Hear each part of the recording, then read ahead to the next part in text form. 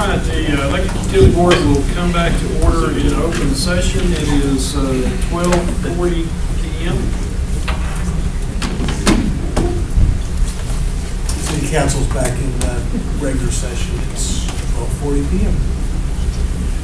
All right, the next item on the agenda is item 5, public comment period. Ms. Henry, do we have anybody signed up for public comment? All right. Then we'll go on to item 6. That would be presentation and discussion of the update report by the Director of Electric Utilities or his designee regarding customer service, business center practices, procedures and policies, customer concerns and complaints, website information, billing forms and procedures, and LP&L staffing and performance. Mr. McCullough. Thank you, Mr. Chairman. I'll just hit a few highlights here. Page 10, quite a bit of media this past month. A lot of it was focused on ERCOT and the PUC matter. I thought we got pretty good coverage from the local media on that. On page 13, some of the videos that we have on our social media sites right now are still being used. The social media having to do with the payment kiosks and other ways to make payments with the new Cooper interface. Still getting views, but it's starting to taper down. So hopefully everybody's becoming educated on how to use the new tools.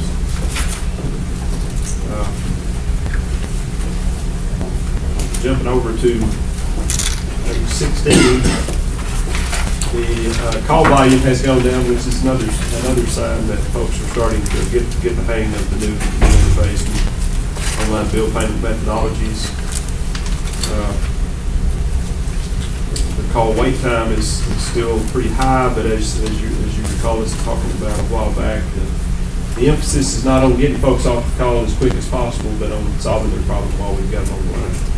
So apparently we have had some illnesses still in the call center, so that has lengthened out our response time a little bit.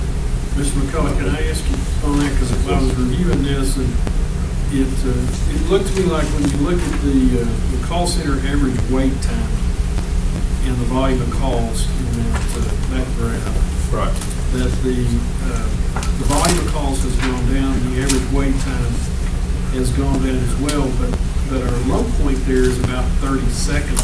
Right, and that's what we want to get to. I think the problem is that we've had a large number of illnesses in the call center for the last couple of months, and I think that's limited the number of personnel that were available to handle calls. I don't know if you want to elaborate any further than that. Jamie, Are you all satisfied we have enough CSRs? We're continually in the process of hiring. We have a new class right now on month 1 of 3, and then we're opening up for a new batch to start in about 4 months. So. We were shorthanded in the summer months, just due to turnover and not having a class in the queue, to be on the floor, and so we've gotten on top of that this year where we're going to continually have new classes in, because it takes a number of months to get them trained up before they're ready to go. So we're having that going constantly now, so we don't have a point where we have a few vacancies or something, because even just a few vacancies on top of sick leave and vacation and all that, it can put you somewhat short.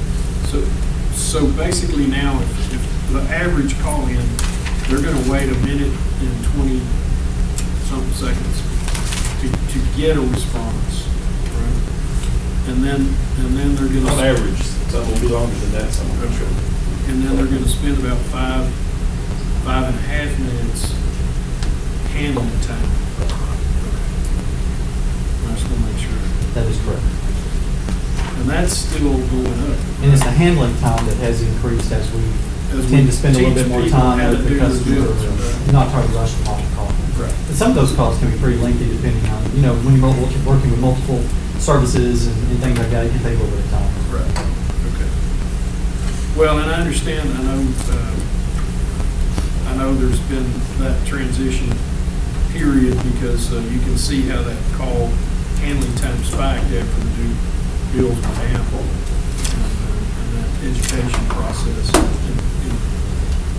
I think that's good, and that we need to make sure people understand. We sure don't want to chase them off the call for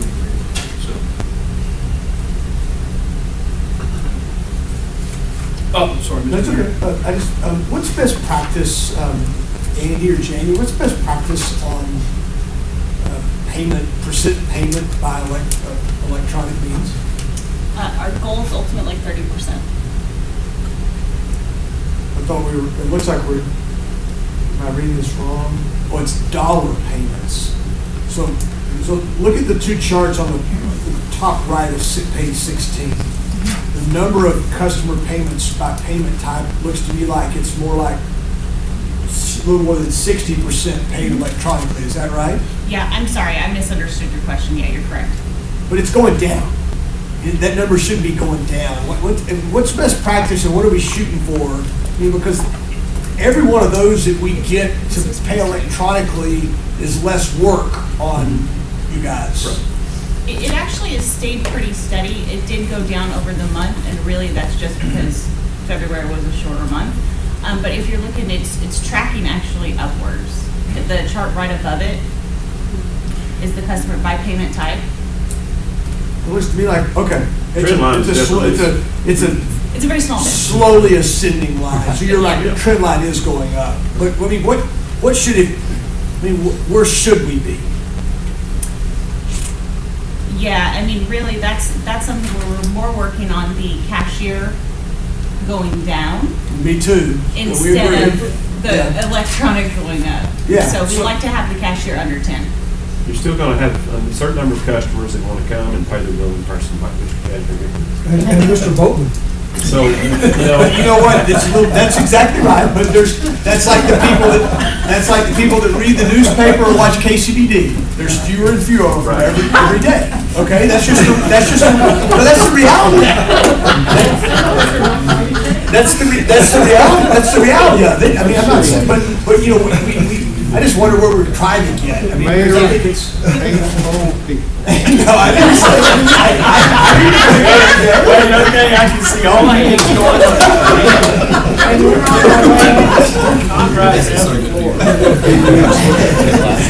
No, I just want to. I'd like to know what we're shooting for because I think. Focus is to go down. Yeah, everybody that we can get to pay electronically or put on our budget billing or whatever we call it provides an opportunity for us to not do as much work on Yeah, the other side. and that's our hope with when we move to Kubra is it's an easier product to use than what we had before. So, and we really haven't kicked off heavily a campaign basically to get people shifted. One thing that we have done in the lobby, you know, we have the 2 kiosks there today. We were making it too easy on the customers. You know, we had too many cashiers available, and it was easy just to go in and pay it. So we've actually reduced the number of cashiers a little bit, where the line's a little bit longer, and so they look over and see no lines at the kiosk, because it takes 30 seconds to go to the kiosk. And so if they have to wait a little longer, they want to go try it, and when they find out how easy it is, it shifts a customer pattern. And we want to get that pattern shifted, so when we deploy kiosks across the city, people are used to using them. So that's one thing we're doing in-house. We haven't really set Sounds it. like American Airlines. Yeah, I mean, we're not trying to make it difficult, but we do want to shift a pattern, behavior more towards that electronic. So Yeah. does kiosk become electronic? Yeah, that'd be an electronic. They do. They do. And it's an increase of 10%. Well, James, I guess just the final piece of that is do we charge a handling charge when our cashiers are involved in?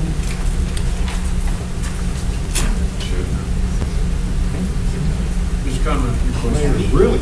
I mean, no, for 48, you can mail it for 48 cents or 52, whatever it's gone up to. But if you're going to come in and require one of our people to do it, I don't know. I just think at some point, we got to think about that. I agree. Yeah, I think Andy touched on what I was actually going to ask, how far, I mean, how's the kiosk kind of help the time and help customer service? Kiosk is slowly catching on. Would that be good to say? It's Definitely. and we have folks in the lobby that can help people understand who aren't used to working with them. They're super easy. I mean, I went down there and I was shocked how fast it spit out of the receipt at me. Almost threw it at me. But, it was very easy. You got the barcode on your bill, so you just shine the barcode. Yeah, up there. you scan it, it pops right up. It's really easy. I think we need to bust a paradigm here because I do everything I can electronically. And a lot of the bills I pay, they're not, you don't have an option of going down and check. I talk about you. You don't have that option, so what I would do, seriously, is I would have a person, I would close the cashiers completely. I'd have somebody right there at the kiosk for a period of time, 3 months, however many months, to help people. And then I would shut that down completely and then have somebody on call. You know, if somebody had to come out and help somebody, fine. But there's so many places we pay a bill, we don't even have an option of driving downtown and going up to the cashier. It's just a paradigm, in my opinion, that needs to be busted. And, you know, we're gradually shifting. I don't know if we'll ever get completely there. I mean, it would certainly be nice to. But from a, you know, we didn't want to certainly do something knee-jerk and shock people and upset, you know, that we don't have any persons available. You know, certainly when we move to the Citizens Tower and have the new facility there will not be a drive-through there. It'll be more like a ATM type of drive up where it will be a kiosk, you know, that they'll be working. So we have a heavy traffic right now of drive-through that they're dealing just like at a bank. You know, they send a little thing through the chute and there's a person on the other end that they're talking with. We're about to put a kiosk in the drive-through right now. We'll go down to one line of a true drive-through that will have one line of a kiosk. And so we're gradually getting those customers who are used to using those services shifted over to the electronic. So we just didn't want to do it. We help them do it. They don't have an option of walking up to the cashier line. It'll happen within a few months. And that's one reason that we've started limiting how many cashiers we have to help force that, but just do it more gradually rather than just shutting it down all at once and causing upset. So we were just trying to. How are you? Okay, I won't argue, but I'll debate. How is it any different if someone's standing there to assist them at the kiosk than standing behind the cashier, you know, putting the drawer open and making change and all that? It's the same thing to me. It's a service. We didn't take anything away. We're just helping them be more efficient in our time and their time. The only difference really, this is minor, you know, kiosks don't get changed. So you know, if you have a $110 bill, but you only have $150 on you, it's going to keep your $150. You'll put a $40 credit on your account, but it's not just like an ATM. It's not going to give you exact change back. So you know that's one of the behaviors we're trying to teach people is, you know, if you have a $110 bill, try to bring in $110. Don't bring in two $100 bills. I didn't realize that. You know, people who don't have a credit card, because there's a lot of people. Yeah. Well, it's just like an ATM. Well, there's a lot of POS kiosks that may change. Mr. Conrad? Well, I was going to touch up from the banking side, and Dan being in the banking industry as well. There's a certain level of service and customer service that you want to take on. I agree, you want to be as efficient as possible. But I would suggest, you know, if you were to whittle it down, I mean, still have the customer service or you still have the cashier there to help. But, I mean, you do want to kind of push, maybe we can do something from the marketing side to kind of get people going into electronic, but you don't just get away with it. And we see it in the banking industry to where a lot of it is going electronic, but you don't want to just shut it down to where it's a disservice to folks as well. Yeah, I see your point, James, but your bank offers a whole lot more services than just payment bills. You have to do something. A lot of it is, you know, you're coming in and paying your loan and, you know, exchange of currency, but I think the point being is customer service. You don't want to have to come in there and deal with it. A lot of folks aren't IT driven. We have somebody standing there helping them for a few months, then, you know, we're providing. Then at Target, Walmart, Lowe's, and all those, now that you're already dealing with that person.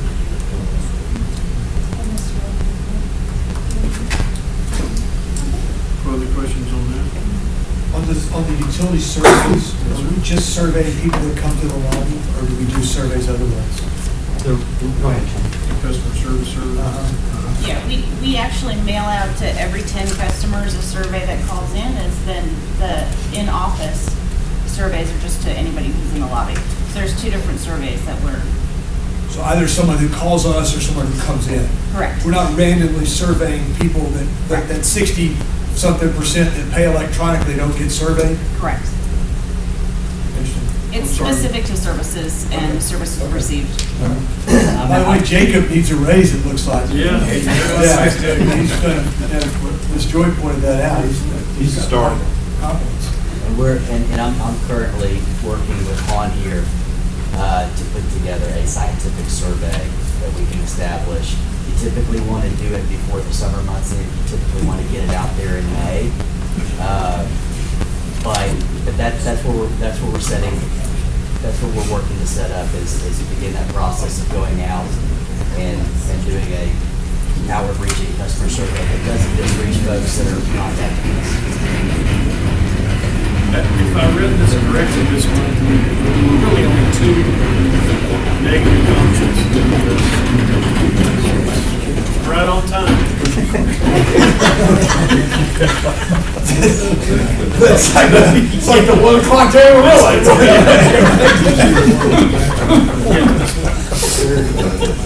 I've never been this, yeah, so there was only 2 negative deals on the list. 2 negative. They threw the other. Right.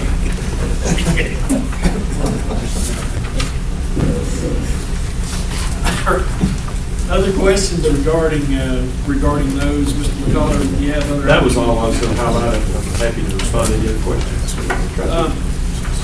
Well, we'll get into this on the finance side. I'll ask my question about the CIP. So, any other questions on the director's report or the exhibits in the materials? Very good. Okay. Let's go on then to item number 7, which will be the presentation and discussion of financial and capital statements, financing options, audits, and financial policies, Lubbock Power and Light related to debt issuance issues, reserve account funding, cost allocation, revenue and expense projections, excuse me, purchase power cost recovery factor, and customer metering, billing, and service issues. Mr. Sales. Having a slight technical difficulty. Andy Agasher is going to have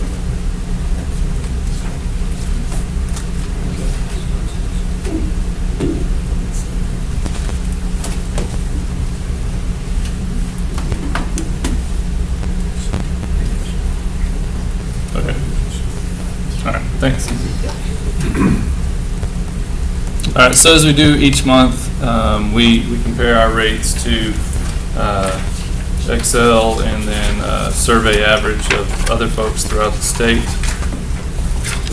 As you all are aware, and I guess we have a new board member, you may not be aware, we have seasonal rates, and so we change the rates June 1st and October 1st to provide some predictability for our customers in terms of what their pass-through rate looks like. So ours has been at $116.66 for the last several months.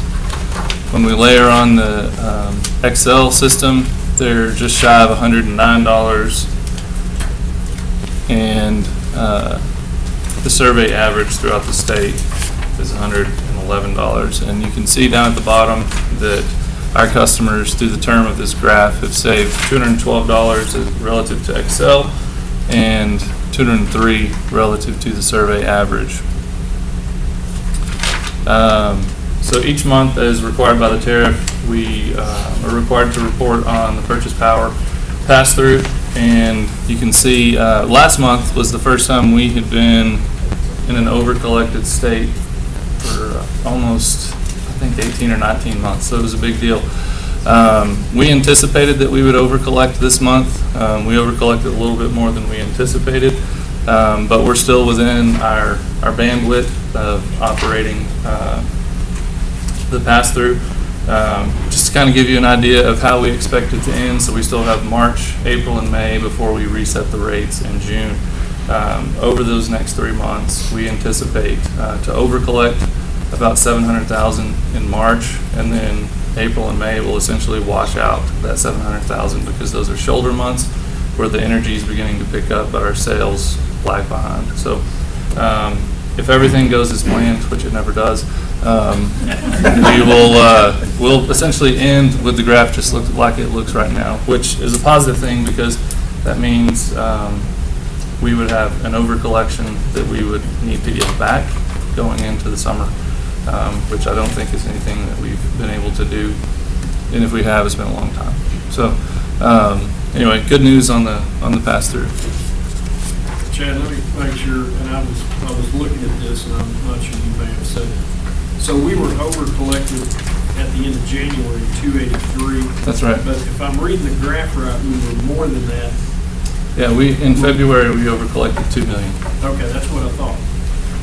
That's what I thought. So we're at 2.3 now. Okay, so you probably said that, and I was looking at the graph.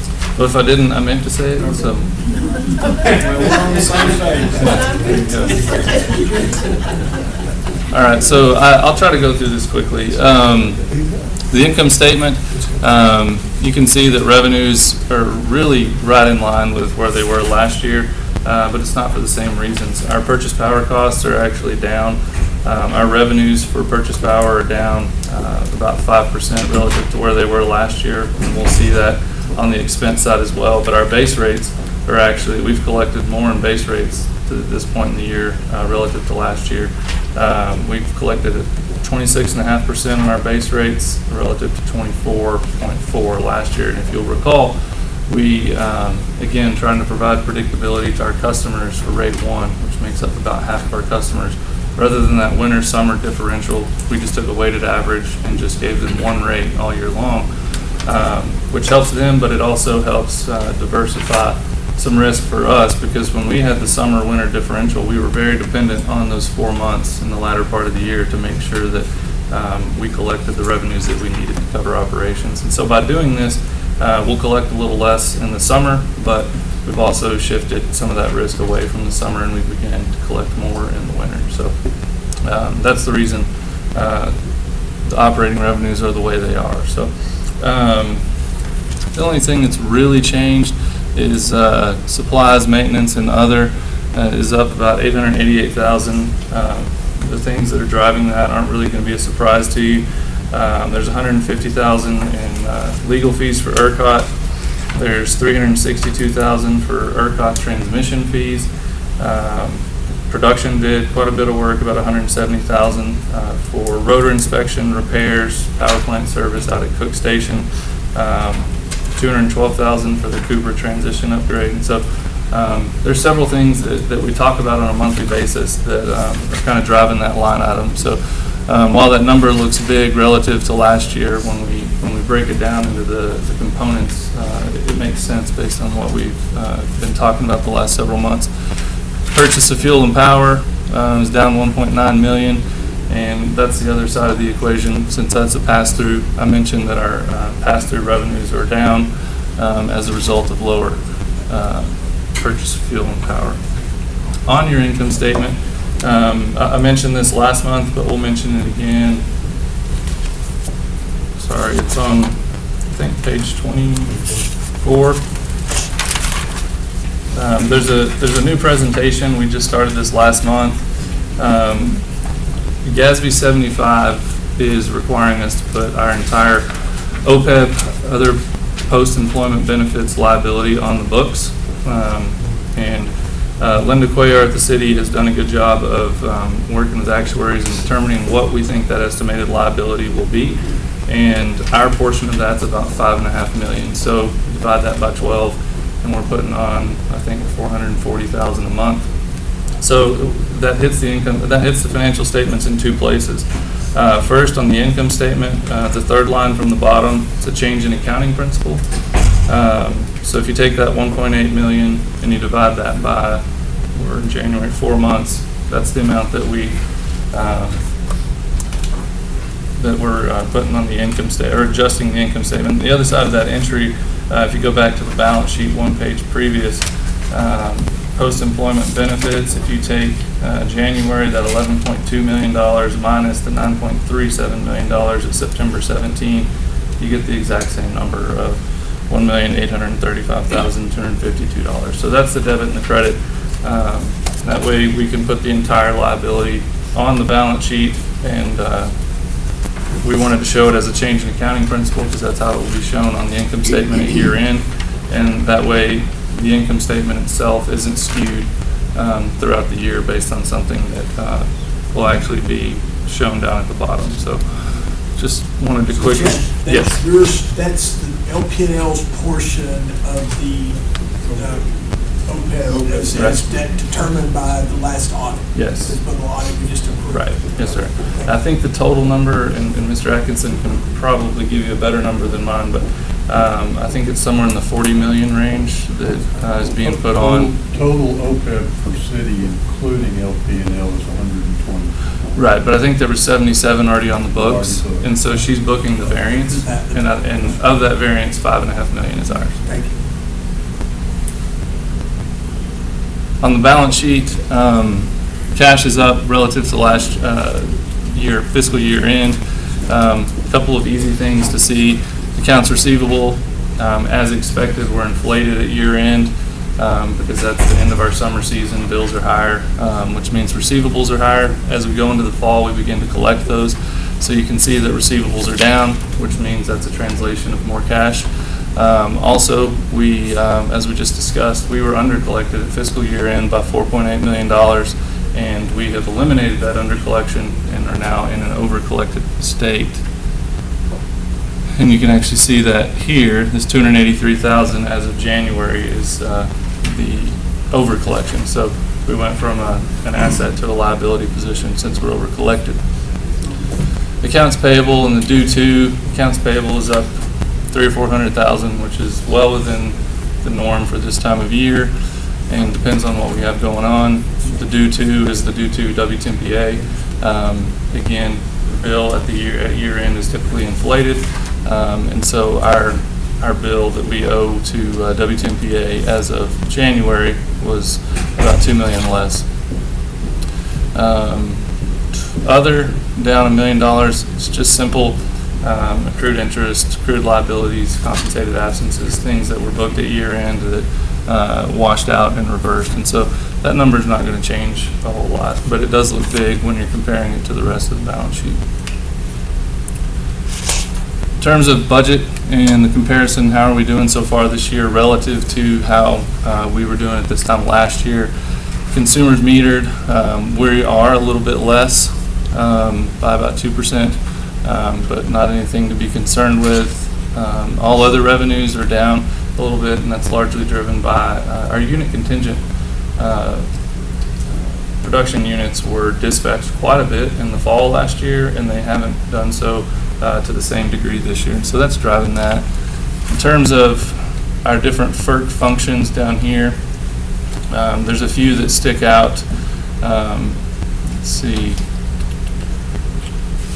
Production is a little low, but that's also driven by the fuel that drives those units is budgeted there, but we're not spending it because the units haven't been dispatched as often.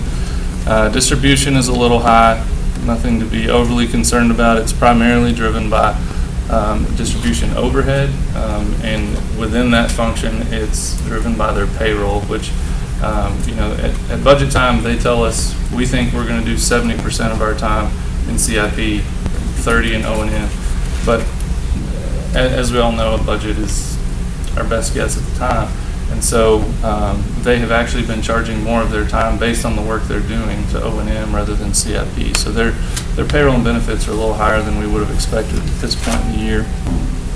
Transmission, significantly higher, almost 40% of their annual budget relative to 22% last year. That's largely driven by the almost $400,000 of transmission fees for ERCOT that I mentioned a few minutes ago. The budget for that, when we were putting the budget together, is actually in Richard's Cost Center. I think we've got $1.1 million budgeted there because we weren't sure what the expenses were going to look like. We just wanted to make sure we had the money budgeted. But the most appropriate place to capture those costs is to include them in the transmission bucket. So that one's going to be a little skewed most of the year. Customer service is a little high. Again, that goes back to the Cooper transition that we were talking about a few minutes ago. Purchase power, as we discussed, is down, and fund level expenses are right on track with where they were last year. Jed, let me stop you there. So Okay. when you're talking about that, transmission, you're talking about the line 7600, supervision and engineering. Yes. Cost. That's right. Yes, sir. We talked about that last month. We did. And is that something that we would consider amending the budget and moving that around so we don't talk about it every month, or is that? Sure, that's certainly a possibility. I'd be happy to do that, because we have the same sort of issue with the overhead lines thing. Right. And the legal. Yeah, legal should be the inverse of. Any of y'all? Yeah. And we'll be bringing a budget amendment to you in the near term for some capital projects. Okay. And at that time, we can make this swap as well. It won't affect the overall budget. The Right. total will be the same, but we can swap it so it doesn't look funny throughout. From the line. Yeah. I think that's. But yeah, that would certainly help avoid. And you mentioned the line item 7512, customer information systems. Is that additional expenditure over the 1/3 roughly is due to the new billing system? Yes, sir. Yeah. We saw, because that went live November, It was late scheduled- November. Yeah, and it was scheduled to go live last fiscal year. Right, and so those costs got pushed into this fiscal year. But definitely. Anything else? I guess that's the question. Okay. On the capital program, I'll go through this quickly.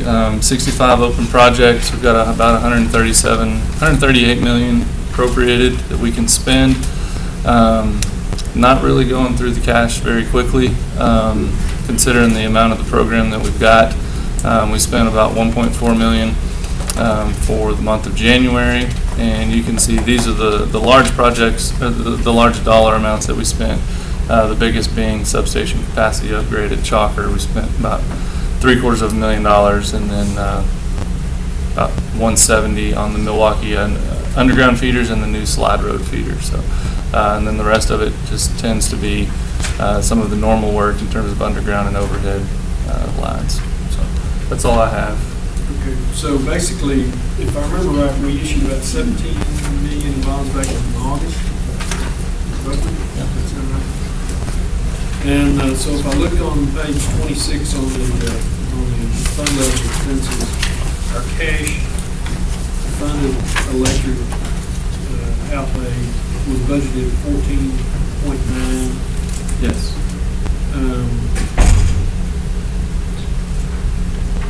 That's and right. we've spent about a third of that, which on the statement of cash flows we're at what, 5.7, which I guess includes some additional. I guess as a point of clarification, it is a little confusing, but the way that we show the budget presentation, it's obviously right at 1/3, which is, we have transferred that money from our operating fund to the capital fund. It doesn't necessarily mean that money has been spent on capital projects. Okay. So, but on the, we've probably talked about that before, but on the statement of cash flows, 5.7, that is actual CIP. Yes. Because Yes. that's on the balance sheet. That's right. But that could include some cash that's transferred from the prior year. Yeah, Right. right. So I guess my point was, are we running behind or ahead on our CIP? I think if you look at the balance sheet and how CapEx is meagerly outpacing depreciation by 1% a month, I'd say we're probably behind. I mean, our capital program's over $100 million Yeah. this fiscal year. Divide that by 12, we should be spending roughly $10 million a month. I mean, if you just take a basic average. So 1.4 is certainly not getting there. Okay. Very good. Any other questions on the financials, or any other comments, anything you want to clarify, Chair? No, sir, I think that's all I have. Well, if there's not any other questions on the financials, then we will go to item 8 on the agenda. That is the consider minuted action to appoint members to the Technical Review Committee, Financial Review Committee, Human Resource Committee, Project Helping Hand Committee. In your documents, on, I think on page 38, is a list of suggested appointments, reappointments, chairs, and officer liaisons to the different committees. In discussing everything with Mr. Kasner, we decided the low-income customer committee should become the project helping hand committee, just for clarification. And then I guess, Mr. Kasner, we need a motion and a second to take action on this, or do we need to just discuss it, take action later? A motion and second would be proper. All right. Can I get a motion to approve the appointments, reappointments, and chair? I'll make a motion to approve it. Okay, motion by Mr. Bowman, second by Ms. Henry. Now, discussion, this is obviously something that I drew up based on both our history with these various committees. I'll just spend a second. I think all of you that have been on the Technical Review Committee know that was begun when we were going through the 2019 solution issue. Also discussed the downtown issue. I think there may be other issues in the future, either related to downtown or other things, perhaps generation specific, that can be discussed with that committee. And so that would be my recommendations for those to serve on that. Mr. Bell, Mr. Bowman served on it in the past. I think Mr. Rodriguez, with his experience, would also be a good addition to that. And Ms. Stafford, I thought that would be good for you as well. Financial Review Committee, Mr. O served on that now for 2 years. Yeah. And Mr. Conrad has as well. Mr. McMahon, with his expertise, would be a good addition to that. Ms. Stafford requested that she be on that committee. So I think that makes a good group there. On the Human Resources Committee, Mr. Bell basically acted as chair of that committee last year. So I'm hoping he would choose to continue to do that. And Mr. Conrad has served on that. And I think with their experience on this board, Ms. Henry and Mr. Odom would make good additions to that for the discussions there concerning our key employees. So I'm hoping everybody's okay with that. And then on the Project Helping Hand, actually that's a committee, the Low-Income Customer Committee has never met. It was appointed in the fall of 2014. And so I think the basic idea there is to find a way to make Project Helping Hand perhaps more effective, more impactful when it comes to some of our customers. Mr. Roden. I think originally when the low-income subcommittee was formed, the idea was it was going to look at a low-income rate, and it was, as was kind of discussed a number of times, a low-income rate is not really something that is very beneficial because our base rate is only 30% of a person's bill. So the base rate is only 30% of your total electric bill, but you also have your other utilities on there, and so 30% of one fraction of your entire utility, it doesn't really get you very far. And so I think the thought behind making the Project Helping Hand Committee is there some way that we can look at the formation of Project Helping Hand and perhaps have it bring more money in? Because right now, it's folks rounding their bill up and some make a pledge, but for the last 2 or 3 years, even with promotion of it twice a year, sending out mailers, all of these things, it still only brings in about $4,000 to $4,500 a month. So we're only able to, really in the summer months, you're talking about, maybe $100 if somebody qualifies for the electric portion of the bill. So thinking about it a little bit more broadly, there are other ways that we can put this together to perhaps increase that fund so we can actually do more to help low-income customers. But I think I noticed on the chart, participation in that roundup. It's actually declining a little bit there. He's talking about on the, Back on the, Page 16. Charlie, upper left-hand corner, page 16. and I wondered why that was happening. I'm not entirely sure. I mean, like I say, I think it's primarily driven by Roundup. So, I mean, that's something that typically people will sign on to and then continue on. So I'm not entirely sure why that's dipped in the last month, 2 months. well, to sort of cap off that thought process, basically my thinking is that, Ms. Henry, if you would agree to chair that committee, I think Mr. McMahon's experience in the community as far as community-wide effort and say, way and other things, that would be helpful. Mr. Rodriguez again, and then Mr. Bowden, you can't get off that committee even though it's never been. So. I'll double that too. So, all right. So you think you need me on the move? Well, I think it would be good. I think It'd be something new, there, okay? over the years, there have been various discussions about what we can and can't do to raise money for Project Helping Hand, whether that could be segued into some kind of 501c type environment. We can't do that as a government entity, but there are things I think we could explore as far as trying to.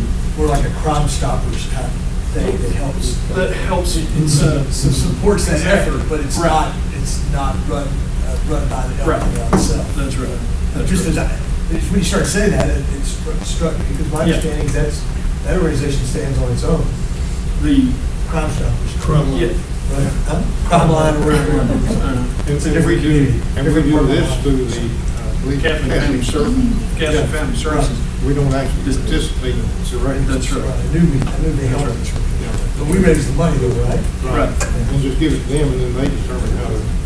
We raise the money and then they qualify and give us the list and then we put it towards the account. Like somebody going to Neighborhood House or Salvation Army gets qualified by them and their funds go in, this is one where they get qualified, it comes back to us, and then funds that are raised by our own customers get applied to those qualifying funds. Yes, yes. So, all of them, do we send a check monthly to Catholic Family Services? How do we do that? Catholic Family Services, you would go to them and you would register and they would take a look at it and say, this individual qualifies, and then they give us that list. And then we credit it. But- Sort of swapping money. But given the fund level that normally comes in, you're typically only talking about being able to qualify for about $100, somewhere in that range. 20+ years. No, Stays here than the money stays on the bill, it just goes down because they don't actually give the people money to pay their bill. that money stays within. We credit, So, It's really just a That's right. transfer. That's right. It's not a slush fund, but it's a. It's a low. Right. So if you choose to contribute to Project Helping Hand, then that's an extra amount that you pay and can be applied to other.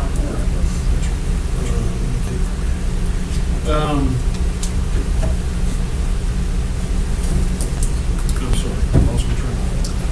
Any other questions on We Mr. have Bennett? at one time, we have some kind of description of the responsibilities listed maybe somewhere. I think a few years ago we started this, but I can't remember. I don't recall. Mr. Bell, let us dig up the original board resolution and see if it says anything. I don't know that there's a formal document there. We started this, Mr. Kimbrough was here, and it was right after the five of us came on the board in November of 2013 as we formed this. I think under our current open meetings knowledge, the technical review committee, when and if it needs, usually can operate within the scope of competitive matters or depending on the issue.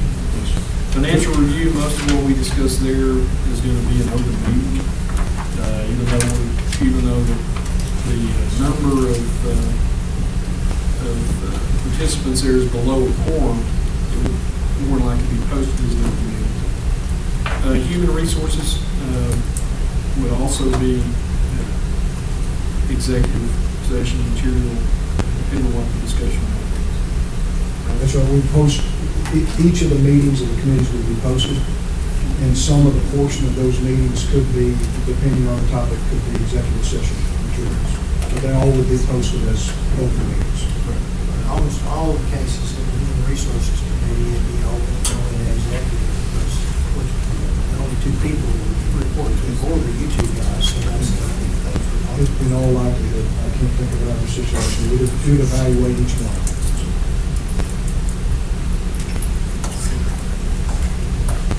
And of course, if y'all want to swap hats, so to speak, I mean, this was just my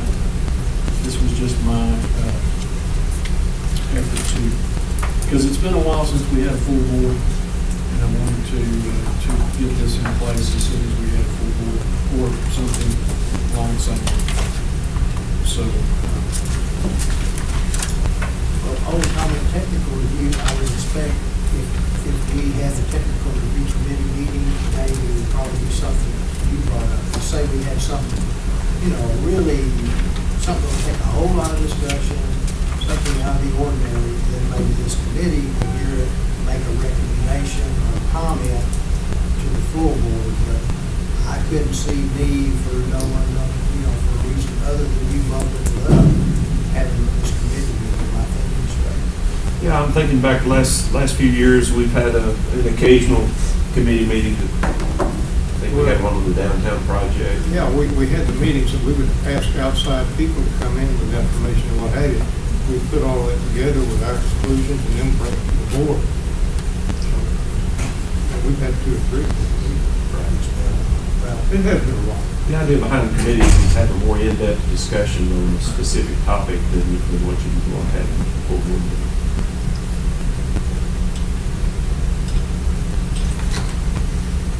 any other discussion? Anybody want to amend the motion to swap hats or to, the folks I have as suggested chairs, if you don't really want to serve as a chair, if you want to pass that on to someone else. Well, I'm okay with it, since I've got 2 of them, if somebody else wanted to take the technical, that's fine. That's because of the huge Right. resource that you want. Well, okay, then I accept it. She's right, yeah, you're right. Because of your bandwidth. No, it's based on your intelligence, okay? Punish me. No, it's not based on No, the. On me, I think Mr. Bowman may have it nailed. Sorry. Well, I am too. I'm trying to take advantage of everyone's experience, basically. Well, I know, I've been on the human resources every year, so I Yes. kind of know the routine there, and I've been on the technical side too. I'm just saying, if somebody else wanted to take it, I'll serve on it, but I'm fine with the way it is, if that's happy to do it. I don't hear anybody vote. Let it be written, let it be done. Is that a motion? It's already motioned and seconded, so if there's not any other discussion, I don't hear anybody jumping up and down, then let's go ahead and take a vote on that. If y'all are okay, then signify by saying aye. Aye. Anybody opposed by that? All right. Jeff, you got that? It's done. All right, that will take us to the consent agenda. Item 9 is to consider resolution authorizing the purchase manager to execute a purchase order to. Point of order, Mr. Chairman. Yes. I would like to compliment you, the officers, on responding to the memo, which was very, very important to Mr. Bell. I had nothing to do with it. That, could we ask our new board member to make certain he reads the memos about the color dress code? Must have been lost again. I I didn't get the feeling either. I did a feeling I should contact Jerry before everything. Well, I'm just the whipping boy for Gwen. She originates the ideas, and then I promote them. Well, I didn't have anything to take away. Thank you, Ms. Stafford. I appreciate that point of And order. we'll look forward to And the next. Mr. McMahon will be so instructive. I'll go shopping. Thank you for being a good sport. I'll tell you. Yeah. I didn't hear that. All right, I'm gonna start over. Item 9, consider resolution authorizing the person manager to execute a purchase order to Annixter Inc. for LP&L Chalker and Thompson and Chalker to Oliver transmission line hardware. Item 10, consider resolution canceling the award of RFP 7116 18 ELD steel poles for Chalker transmission lines to HBI Energy Associates. Item 11, consider resolution amending the form of pole attachment license agreement approved by the Utility Board on July 19, 2016, resolution number 2016R, etc. As amended on October 17, 2016, resolution number 2016R, etc. Concerning a wireless installation addendum and authorizing the River Utilities or his designee to execute various licenses as amended for on behalf of the City of Lubbock, acting through Lubbock Power and Light. Item 12, consider resolution approving the foreign wireless installation agreement to be executed by wireless service providers that desire to attach to poles owned by Lubbock Power and Light and authorize the Director of Electric Utilities or his designee to execute the various agreements for and on behalf of the City of Lubbock, acting by the Director of Lubbock Power and Light. Now, is there anybody that wants to pull any of those items? Yes, Mr. I thought you pulled up. All right, so 11 and 12. Richard, in order to ask questions, do we have to pull that item? Yes. Technically, yes, sir. Yes. Okay, so that's the prerogative of any board member to pull an item. So we will pull item 11 and 12. So we would now be considering, I guess I need a motion. I move we approve. 9 and 10. Yeah. We approve item 9 and 10. All right. Okay. Second. Second. All right. Motion by Mr. Bowden, second by Ms. Stafford for 9 and 10. Now, all those in favor, please say aye. Aye. Any opposed? Okay. Item 11. We've already read it, so let's take that one. Well, just a. Well, let's get a motion in a second. Okay. Motion to approve. I'll make it. All right. Second. Second. Motion made by Mr. Bell, second by Mr. Conner. Now, go ahead. Well, it's probably a minor point, but we've had so much discussion about downtown poles, getting the ancillary type people who hang on to those things down so we can take those down. There's probably, I'm just guessing, there's probably around town, there's some abandoned poles. So my concern, 3/4 of these pages covers these items, so I didn't read every word. But I'm just concerned, is the language in here cover us from having a situation where somebody would come along and hang something else on a pole that we're trying to get, out of commission to start. Sure, Mr. Bell, Mr. Ferguson worked very hard on this topic. It was a law change that the city had to deal with, and we had to deal with. Mr. Ferguson has done an excellent job along with distribution staff in coming up with the specifications. And Mr. Ferguson will address your question. Yeah, as far as your question, the agreement basically provides that if we choose to abandon, remove, or underground any facilities that they're attached to, then we're required to give them 60 days notice, and they've got 60 days to remove those attachments.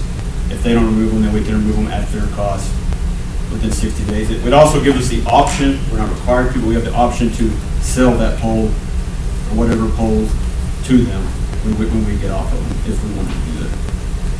So, Jerry, this is not only about downtown, this is about the whole. I'm well aware of that. Okay. Based on what you just said, this issue we've been talking about for a very long time, where downtown, we can't get some people to get off. I understood you, we could give them 60 days Under, notice. under this agreement and the pole attachment form agreement y'all approved in 2016, that's correct. The reason we brought that form agreement in 2016 is because we had a hodgepodge of prior agreements that had different terms.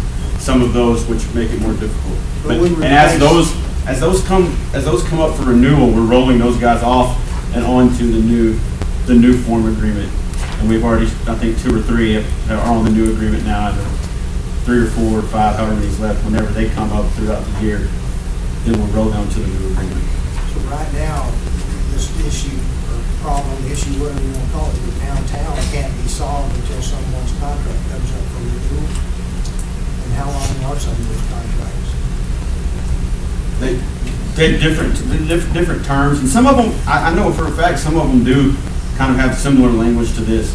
So I don't think for a lot of those, under the contracts, I don't think it would be a major issue.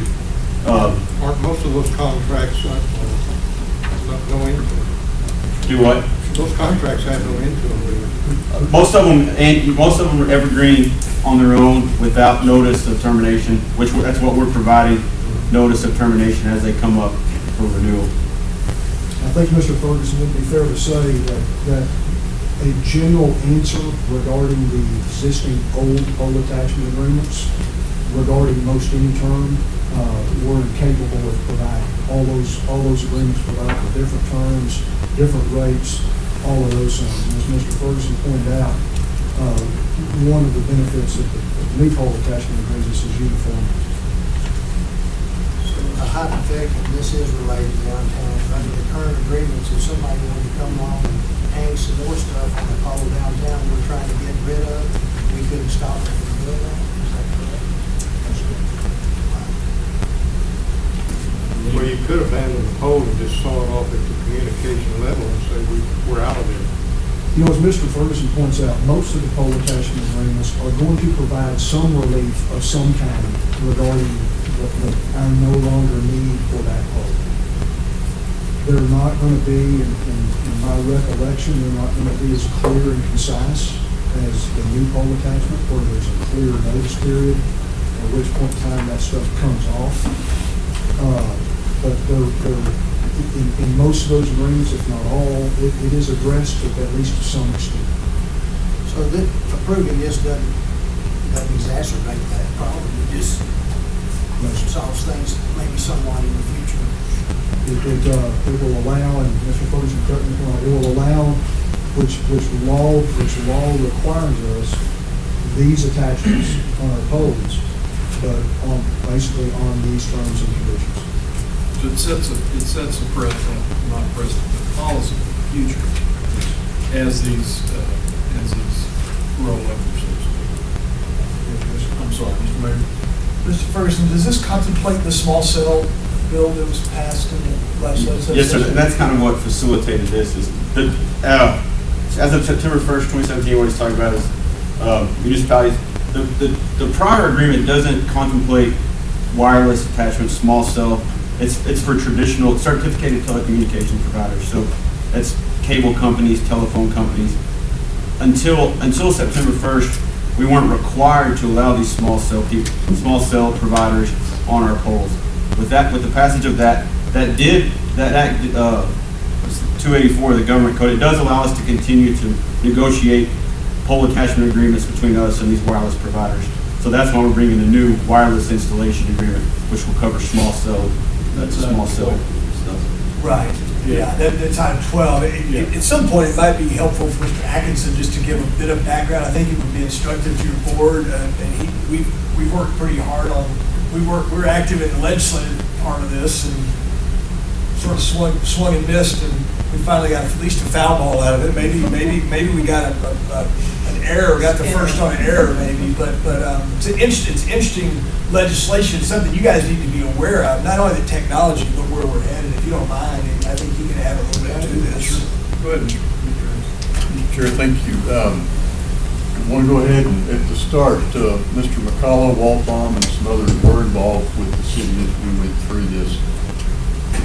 The whole idea behind this is to roll out 5G, or the next iteration of cellular. The big difference is it will no longer be the 100-plus foot towers that are typically, number one, on private property, and number two, are subject to the city zoning authority. The whole theory behind the small cell network is they will be placed in the rights of way. The industry is wanting to have the same authority to use the rights of way as we would for, say, a regulated utility, Atmos Gas, South Plains Electric, whomever. It's a great technology this community needs. The challenge is the density of these. So where you may have 15 or so large towers that can cover the entirety of the city, you will probably have between 75 and 100 of these per carrier located throughout the city. So there's a density issue. The legislation that was passed took a substantial amount of authority away from the cities, and in fact, it's subject to a suit that will end up in the Supreme Court, is my prediction, although I would imagine the industry will cut us off fast in 2019. The city did what we could do. City Council twice considered what are now called design manuals. It's in the standards, or it's in the statute that Mr. Ferguson recommended. There's a fundamental difference between the cities and the municipal owned utilities. Cities have a large amount of authority removed. The MOUs did not have near as much authority removed from them to regulate. So understanding the density is our concern, and the fact the city just flat, we can't say no to it being in a public right of way, and we have very limited authority as to where in a public right of way. City Council adopted standards that said, well, we think this is a great idea, but first, go see LP&L. We already have an extensive network of above-ground poles. Work with them and use an existing pole rather than installing, let's call it 300 to 350 new things throughout the city. So the work that these gentlemen have done is tremendous. It will accommodate the industry.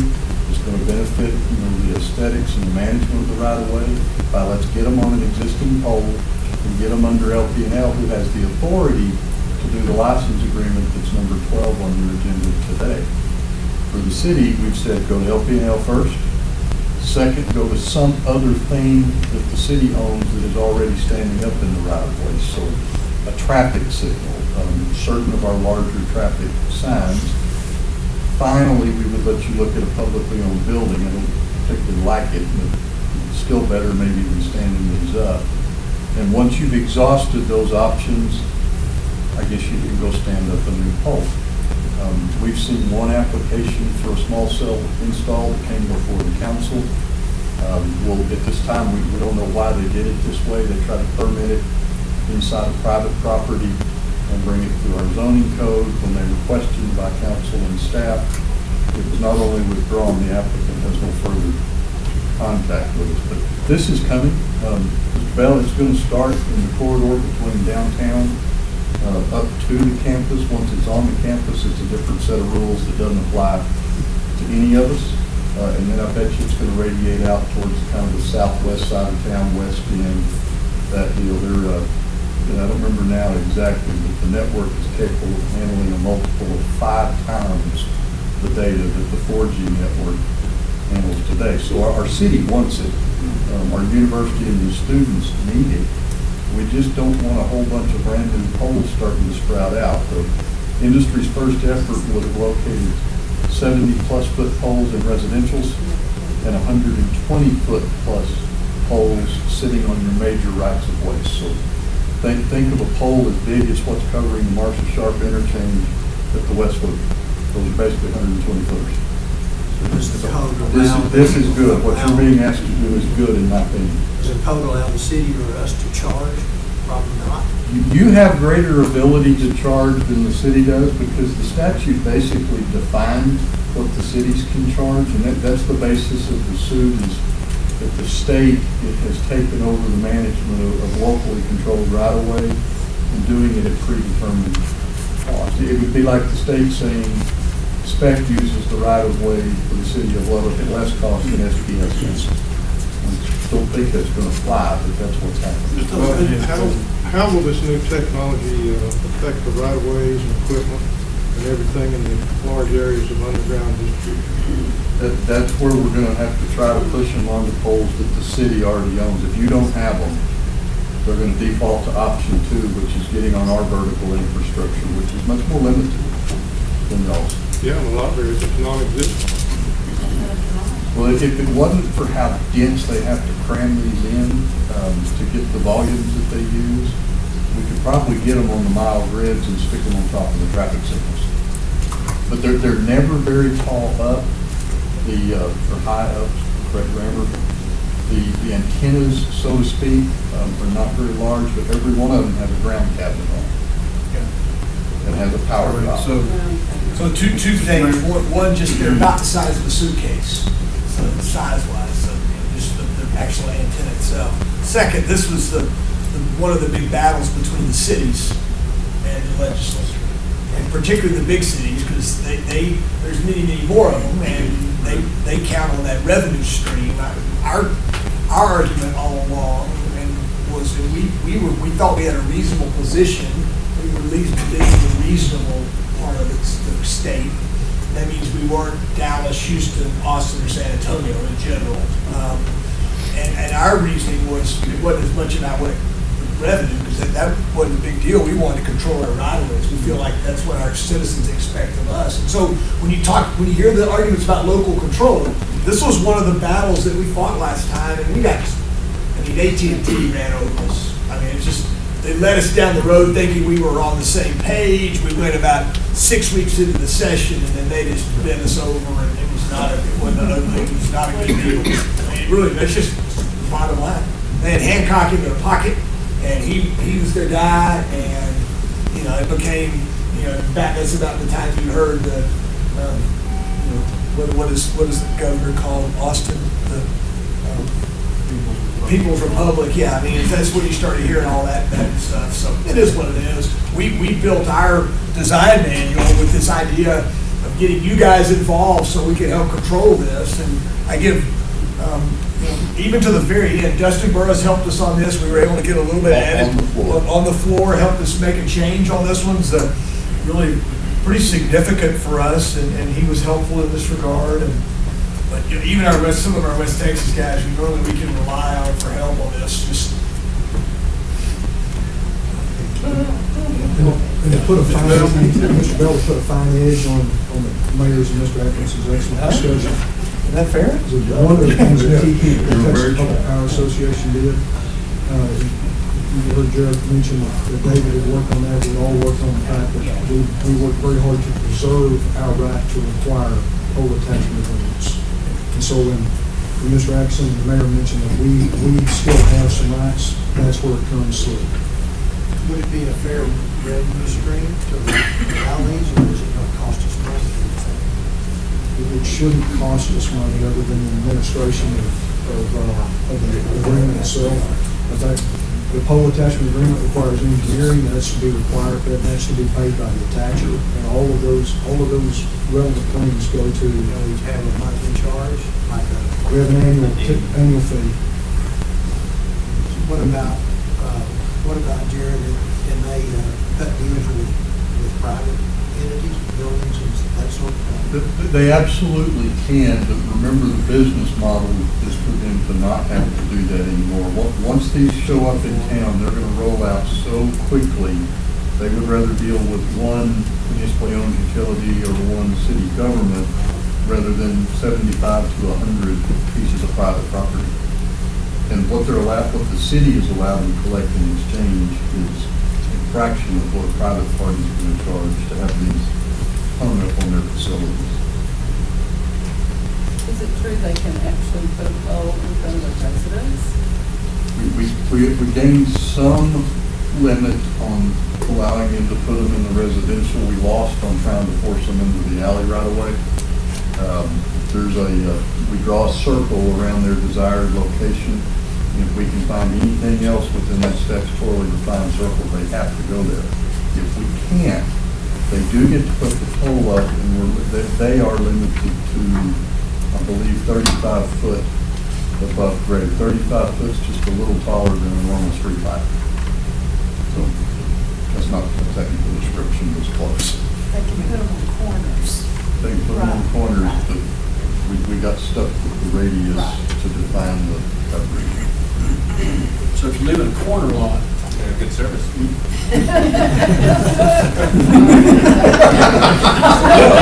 spoken like a guy who lives on a corner lot. It's not going to us.